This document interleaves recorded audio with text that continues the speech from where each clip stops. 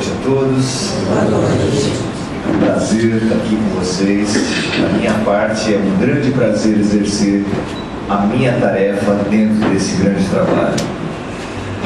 Não é porque a gente é só um servente pedreiro de uma grande obra que a gente deixa de cumprir a nossa parte com alegria, porque a obra é grande e bonita. É a nossa obra, a obra da nossa edificação. Não eu fazendo a edificação de ninguém, mas eu fazendo a minha edificação. Estou aqui para isso, né? Para ver se de tanto ouvir o que os orientadores me pedem para falar, um dia eu aprendo. Quem sabe? A gente precisa ter esperança, né? Eu tenho. No livro Maria de Nazaré, do Espírito Miramês, um livro que já de cara fica a minha recomendação para quem não leu, fala que Maria, já na parte final da sua vida, quando seguindo a recomendação de Jesus na cruz, que recomendou: mãe, eis o teu filho, falando para Maria em relação a João, que era o mais jovem dos discípulos, falando: filho, eis a tua mãe, falando para João em relação a Maria. Eles viviam juntos nos arredores de Éfeso, e a fama do trabalho de Maria e de João tinha se espalhado de tal forma pela comunidade que toda noite, todo final de noite, uma longa fila se formava na frente da casinha deles. Uma casa muito simples, mas que emanava um sentimento, uma energia que atraía filas de necessitados. Para quê? Tinha sopa? Tinha cesta básica? Tinha Maria e João. E aquela longa fila se formava, cada um portando as suas necessidades, as mais variadas, e aguardando a sua vez pacientemente para ouvir aquela mulher dirigir palavras de consolo, palavras de fortalecimento, oferecer a sua presença, oferecer o seu sentimento, oferecer a si, que é a maior caridade que acho que alguém pode oferecer. Gente fala: eu não tenho nada para dar.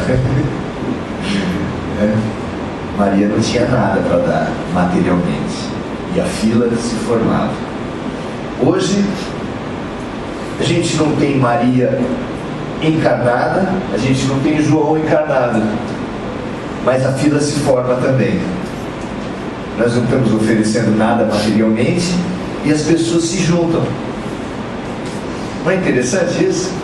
Nós estamos aqui, cada um de nós portando a nossa necessidade, como crianças de periferia na hora da merenda, que tiveram a sua lição, mas fazem a sua fila, cada um portando o seu pratinho, aquele pratinho de plástico. No meu tempo era um pratinho de plástico bem grosso, uma caneca também bem grossa, e cada criança portando a sua necessidade.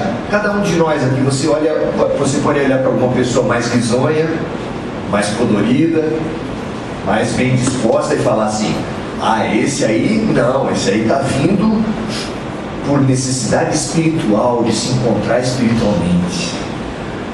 Ilusão, gente. Todos nós estamos aqui na fila por necessidades muito particulares e muito objetivas. Todos nós portamos as nossas dores, as nossas carências. Não escapa um, viu? Não escapa um. Você fala: mas e os trabalhadores? Os trabalhadores também vieram pela dor.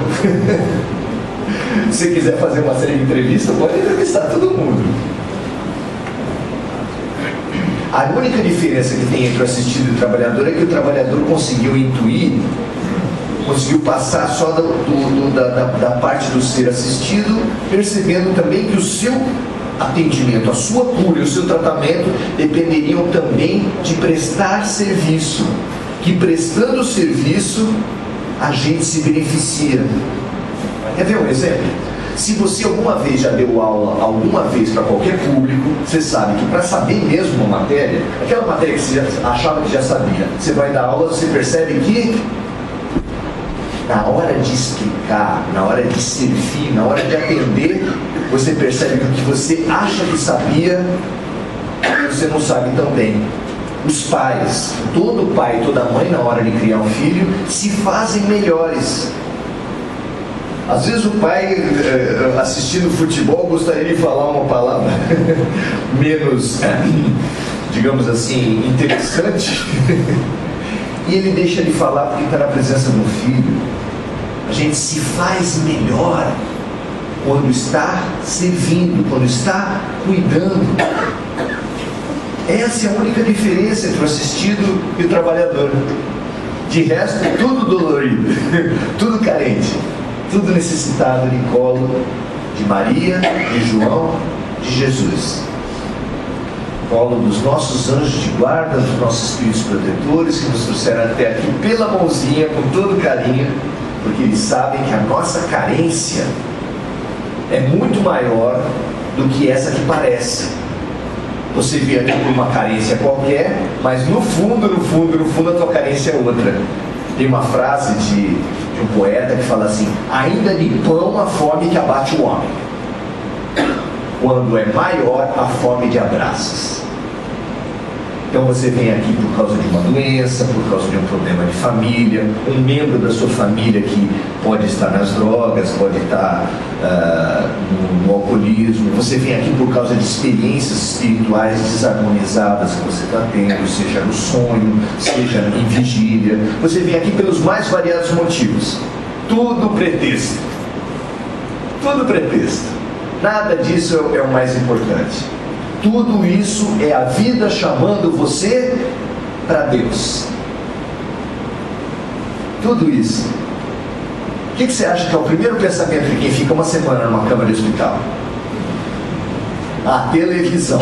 Tudo bem, televisão pode ficar um tempo. Se você tiver uma grana para ter um quarto com televisão, você assiste lá 1 hora, 2 horas. Chega na terceira hora, você não acredita mais, não aguenta mais ver televisão.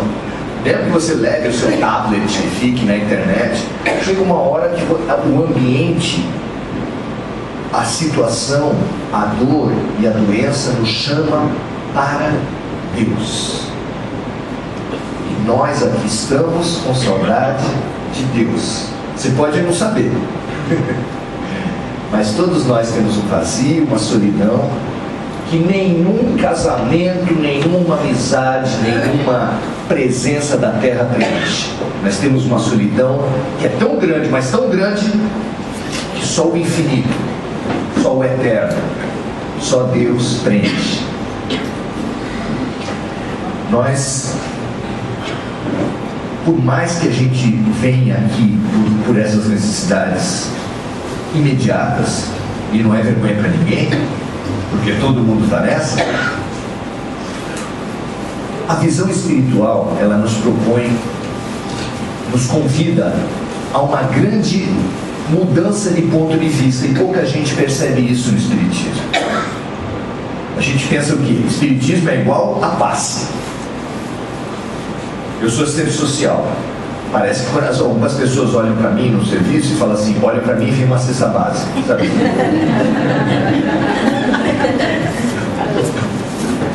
Que nem o Tom olhava para o Jeff e já vinha numa bandeja com uma maçã na boca. Sabe como é que é?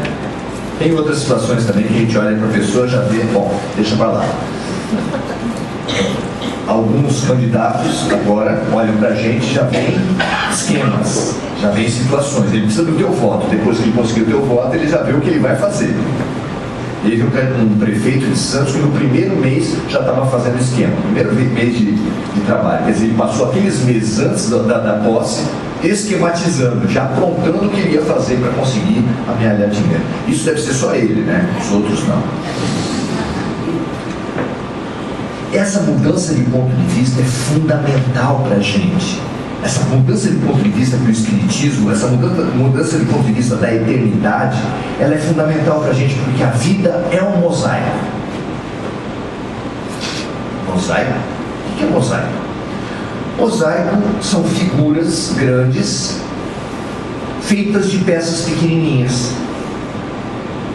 Figuras grandes que você, quando você está muito próximo dessas figuras pequenas, você não vê a figura grande que está sendo formada pelas peças pequenininhas. Então, às vezes são, conforme o tamanho da figura, vai ser as peças vão se montar, vão se esquematizar, e vão fazendo cores, vão fazendo formas, vão se harmonizando e formam grandes figuras. Mas quem está muito perto dessas peças, quem está muito junto dessas peças, não intui, não sabe a grande figura que está formada ali. Não sabe disso. Quando a gente está muito no chão, vivendo muito o dia a dia, completamente imerso no cotidiano, sabe, na luta do toma lá da cá, no brigando de manhã para ver se consegue uma vitória à tarde, essas coisas assim do dia a dia nos tomam tanto, nos absorvem tanto, que a gente não percebe a grande figura que é composta no mosaico humano. Por exemplo, às vezes no centro da cidade, andando no centro da cidade, você só está querendo ir rápido de um lugar para o outro, porque você tem dezenas de coisas para fazer naquele dia. Você não consegue perceber nada. Aí mostra, às vezes, na televisão, que eles ficam filmando por várias horas, depois passam rapidamente, aí você vê aquele monte de gente caminhando assim, parece formiguinha. Você já viu essa cena assim? Parece formiguinha, todo mundo andando de um lugar para o outro. Aí você fala, nossa, parece um monte de formiguinha, parece gado. Aí você ouve aquela música, vida de gado. Você vai entender um pouco mais. Parece que a massa humana vai para um lado e vai para o outro. E você olhando aquilo, você fala, por que esse pessoal todo vai para lá, vem para cá? O que eles fazem? Qual é o sentido desse negócio de ir para lá e para cá? E a gente olhando a história também pode pensar assim. Não só olhando a filmagem do centro da cidade. A gente olhando a história, conforme nós aprendemos, todos nós aprendemos na escola, a gente aprende que também é assim. Existem grandes condutores de gente na história toda. E esses condutores de gente vão mandando as pessoas para um lado, daí pega outro condutor de gente e manda as pessoas para o outro. E a grande maioria dos condutores de gente que a história registra são generais. E a história sempre marca assim, tal período de uma guerra, de outro, aí fala das campanhas. Praticamente os períodos históricos todos estão montados em cima de generais. Napoleão, Gengis Khan, César, Hitler. Essas figuras são os fazedores de história. Eles é que marcaram a história humana. Bacana, ok. A história humana é montada por carregadores de gente que passam aqui, passam para lá. E se a gente tivesse nesse ponto de vista alto, não no ponto de vista só agarrados no chão, a gente ia ver a história humana passar rápido, ia ver, olha só, Gengis Khan passando, César passando, Hitler, Napoleão, primeiro Napoleão, depois Hitler, e vão passando e conduzindo pessoas, e vão deixando rastros. Que rastros deixam os generais? Morte, sangue, estupros, crime sexual sempre acompanhou as guerras. Era uma espécie de troféu para os soldados. Uma das grandes motivações dos soldados em todos os tempos era que, ganhando, eles ficaram um grande tempo na campanha, acumulando energia sexual. Quando ganhavam e entravam numa cidade, está liberado o saque, que é entrar em todas as casas, entrar em todos os lugares, pegar tudo que puder, e está liberado também pegar quem você quiser. Essa sempre foi o troféu, sempre foi o mecanismo das coisas andarem. Isso depois muda um pouco, porque hoje a gente já tem uma quantidade de guerras diferente, uma característica das guerras diferentes. Mas quando você vê um movimento político, o grupo político dele mandou até agora, e eu fiquei na seca. Eu sou oposição, eu fiquei na seca, eu sou adversário dele. Ele fazendo os esquemas dele e eu aqui, só inveja. Aí quando eu consigo pegar o cargo dele, Eu pego e vou depredando, vou pegando o que eu puder. É um movimento muito parecido das guerras, da corrupção, da política. A gente vai sempre, muda os instrumentos, mas o funcionamento humano vai fazendo assim também. E a gente, depois de ler um livro de história, depois de ter uma aula de história, a gente tem a clara impressão de que para marcar posição na vida, nós precisamos marcar pela guerra, pela imposição e pela violência. Como você marca a posição hoje? Se uma pessoa tem necessidade, e praticamente é a necessidade da nossa sociedade de estar na mídia hoje, como é que você marca uma posição na mídia? Você já conseguiu ser entrevistado por televisão, assim? Você é uma personalidade, você é uma celebridade? Se você foi entrevistado uma vez, você já sabe que os amigos todos falam, nossa, olha só o que aconteceu. Mas se você não é uma celebridade, mas para você aparecer na mídia, para você mostrar, marcar uma diferença, marcar uma posição, para você dizer, eu existo e estou na mídia, dois caminhos você tem. Ou você faz uma coisa construtiva, bonita, e vai esperar que alguém queira fazer reportagem a teu respeito. Esse negócio de fazer coisa bonita e construtiva não dá a menor reportagem, fala a verdade. Agora, se você quiser aparecer de uma forma mais imediata, como é que a gente faz? É só promover uma destruição. Promover uma destruição marca, chama a atenção, toma todas as mentes e você fica famoso. Você nunca pensou por que existe um serial killer? Por que uma pessoa, ao cometer uma violência, comete uma violência com um padrão e deixa uma espécie de assinatura? Por que uma pessoa faria isso? Porque ela quer chamar atenção para quê?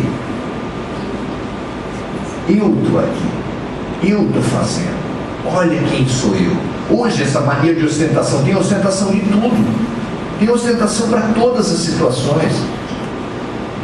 E olha, gente, se você conhece um pouco de uma comunidade, de uma favela, você vai ver que tem barraco e na frente tem um carro onde foi investido às vezes 30, 40 mil em som, em rodas. As pessoas gostam de ostentar, mesmo quem não tem dinheiro, viu? Mesmo quem não tem dinheiro gosta de ostentar também.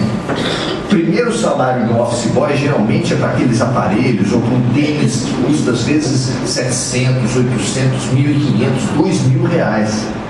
A gente precisa ostentar, porque ostentar e consumir é ser. É ser. Quem não pode comprar nada, eu não sou nada, aí encosta 2 canos na tua cabeça e fala assim, quem não é nada? Porque daí fica insuportável. Quando a necessidade é muito grande e a possibilidade é muito pequena, eu preciso impor e fazer essas barbaridades que a gente tem visto. Então, a história, o marcar posição, o ser importante é destruição. Generais, conquistadores, destruidores. Mas quem será que foi a pessoa mais importante da história? Será que só tem esse meio de você marcar posição? Quem foi que dividiu a história entre antes e depois? Como eu faço para marcar realmente a vida das pessoas? Quem é o vitorioso de verdade? Então você assiste um filme.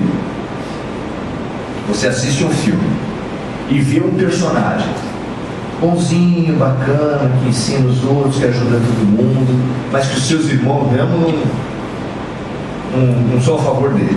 Aí ele arruma uns amigos, mas os amigos na hora H, todo mundo dispersa, fala, eu amigo?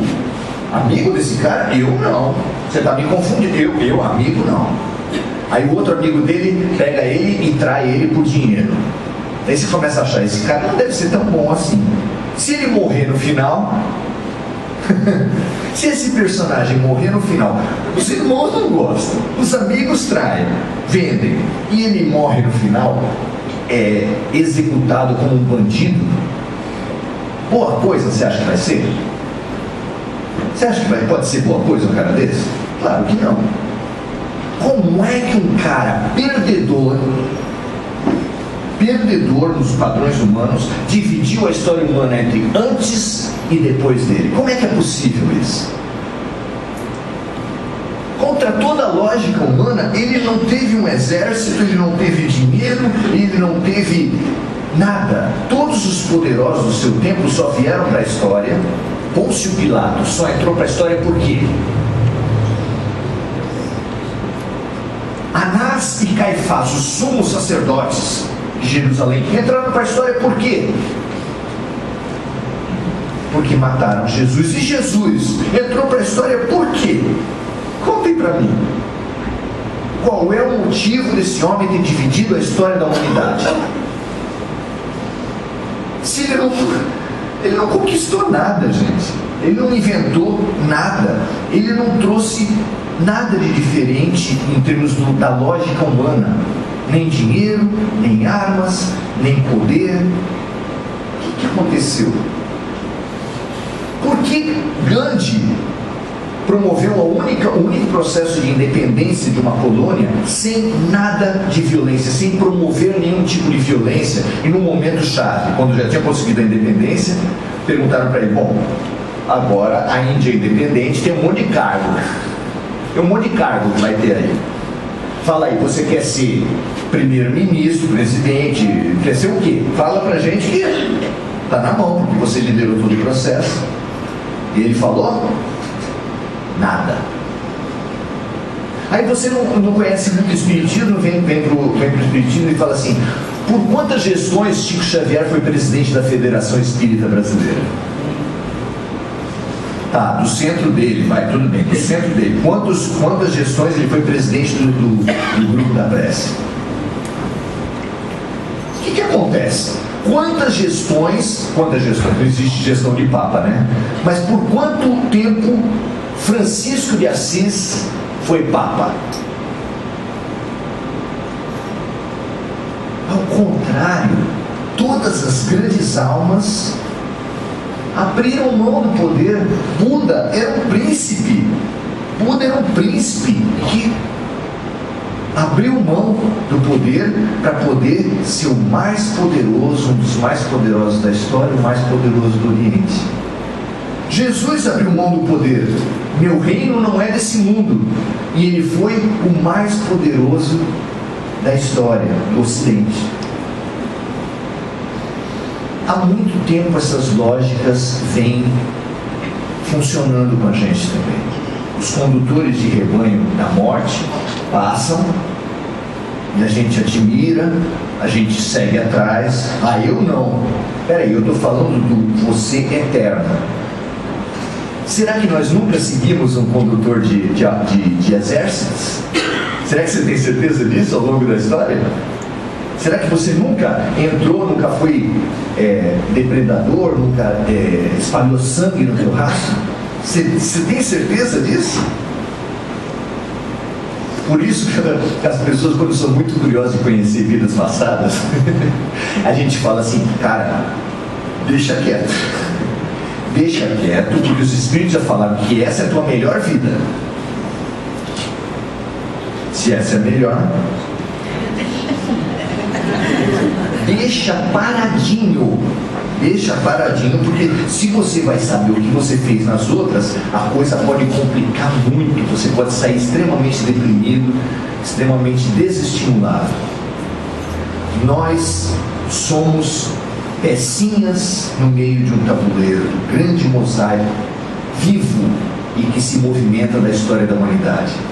E nesse mosaico vivo passam condutores e levam gente para lá, passam condutores e levam gente para cá.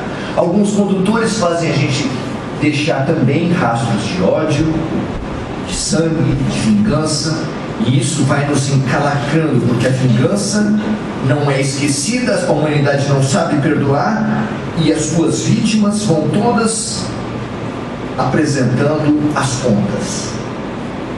Todas as suas vítimas de outras vidas vão, mais cedo ou mais tarde, voltam para falar: Maurício, ó, a conta aqui, ó. Todas vão apresentando. Outros não. Outros vêm apresentar chamamentos de amor. Também arrebanham algumas pessoas, mas não arrebanham todas, nem arrebanham profundamente, Como a gente viu, os discípulos de Jesus, os discípulos, esses que hoje a gente conhece como santos, eles traíram, eles venderam e eles não compreenderam o que Jesus falou. Tem às vezes algumas passagens do Evangelho que ele fala algumas parábolas, daí vem um discípulo e fala assim: o que o senhor quis dizer? Daí ele fala: nem vocês entenderam, caramba. Pô, eu acabei de ensinar o povo, achei que estava agradando. Sabe como é que é? Você dá uma lição e fala: não, o pessoal entendeu. Aí vem o teu discípulo mesmo e fala: o que tu quis dizer com aquilo? A parábola do semeador é uma delas. Jesus precisou interpretar a parábola para os seus próprios discípulos. Nós temos vivido essa inconsciência da vida, nós temos vivido o rebanho para lá e para cá, sem entender o que eu estou fazendo aqui, para que serve, qual a lição. A gente está sofrendo, nós estamos sofrendo agora, e a gente não consegue entender o que a vida está querendo me dizer com o meu sofrimento. A gente só quer saber de se livrar do sofrimento. Faz as orações para quê? Ai, Deus, me tira essa dor, por favor. Dá um emprego para o meu filho. Afasta a seringa que está aqui no bolso. Dá um cargo de chifre que eu quero. A bagaceira acumulou, Senhor. E assim a gente vai, achando que as questões da vida são as pecinhas do mosaico. A gente não consegue olhar grande. Não consegue olhar grande. Você gosta de história? Leia Caminho da Luz. Leia Brasil, Coração do Mundo, Pátria do Evangelho. Você é estocado para um ponto de vista maior. Você olha a vida na perspectiva dos criadores, dos orientadores. Você descobre que há um anjo condutor e protetor do Brasil. Aí vocês falam: ele deve estar dormindo.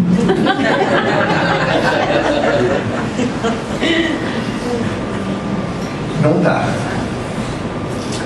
Não está, e quem está dormindo somos nós. Porque quando você lê um livro como esse, já do título, Brasil, Coração do Mundo, Pátria do Evangelho, você fala assim: peraí. Daí você entende, lê um pouquinho e entende. O Brasil vai ser a referência moral do mundo. Nossa.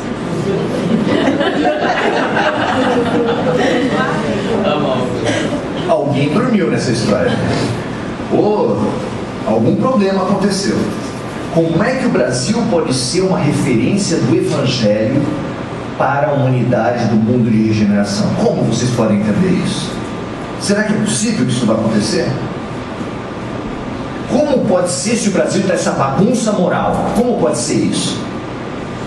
Quando você vai limpar a tua casa, você limpa a tua casa de vez em quando? Vamos descobrir agora. Se tiver um acumulador, a gente já liga para a Defesa Civil, né? Já manda para lá. Você costuma limpar a tua casa de vez em quando? Se alguém vai fazer uma visita no dia da faxina, encontra a tua casa, eu ia falar uma zona, mas não se fala uma zona numa casa de oração. Então estava uma bagunça danada, certo?